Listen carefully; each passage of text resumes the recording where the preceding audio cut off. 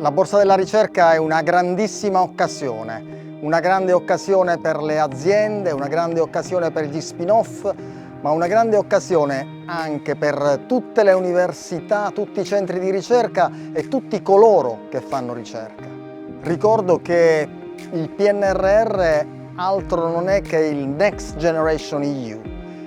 Quindi il punto centrale è vedere cosa fare per le prossime generazioni. Si tratta di tanti progetti importanti, progetti puntati sul futuro, ma progetti anche che hanno assunto e stanno mettendo nel mondo del lavoro, della ricerca, dell'innovazione tantissimi giovani, tantissime giovani. E allora è proprio la creazione di competenze che potranno servire nel prossimo futuro il centro nodale.